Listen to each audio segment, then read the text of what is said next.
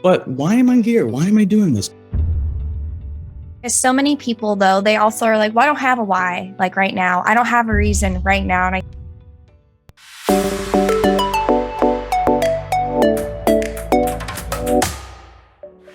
something I do want to talk about is asset management, because I think a lot of people assume like, oh, if you have a property manager, they do all of the work, which is not true. They do some of the work, but not all of it. Different work. Yeah. Can you explain your life in asset management?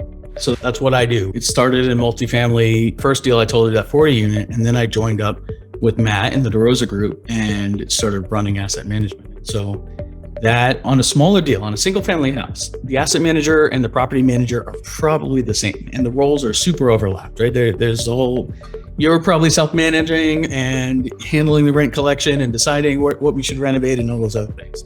But as the deals get larger, there becomes more of a separation. And so a property management company and property managers are the people on the ground.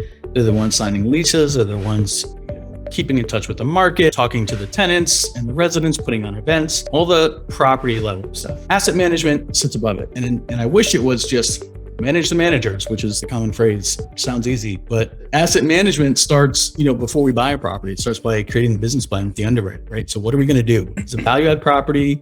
We've got X number of units. So we're going to have to turn Y number per month. And here's the scope and here's the cost, and building out a CapEx plan. And then once we close, getting to work and putting that plan into place, and sort of buying a multifamily property of any size, but especially the ones we buy, which is normally 100 plus unit properties, you're buying a business. And so someone has to be running that business. And a lot of times, at least for us, that's the asset manager, responsible for running the business of the apartment complex. So you think about, all right, a great team is the property management team. Well, that team reports to the asset manager. But we also are doing other things. We might be supporting them with marketing. We might be, we have to control the CapEx budget and build those out and make sure we're spending money in the right places, while also keeping in track with what's happening in the market. So there's all these different pieces that go into what we're seeing that property management is a piece of, but not the whole thing when it comes to asset management. Thanks for sharing that. I think something that I want to ask you about, because so many people are just stuck on what if something goes wrong. So after your horrible flip, how did you decide to keep doing it?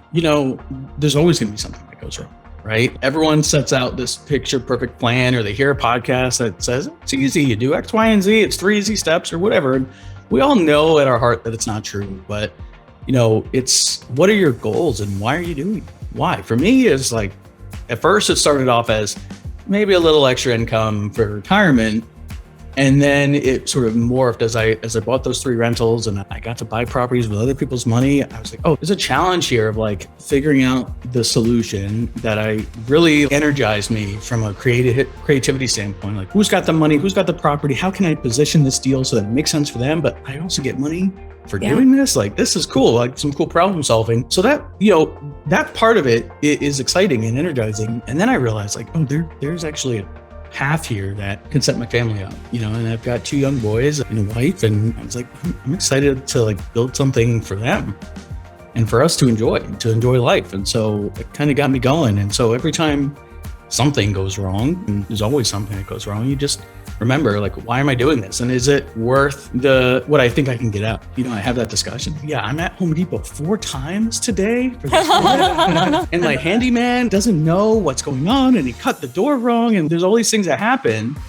But why am I here? Why am I doing this? Oh, right, because I'm searching for something bigger and heading in a direction. I don't know exactly where I'm going to end up, but I know I'm on the right path with the right people that's going to bring me some success that I'm looking for.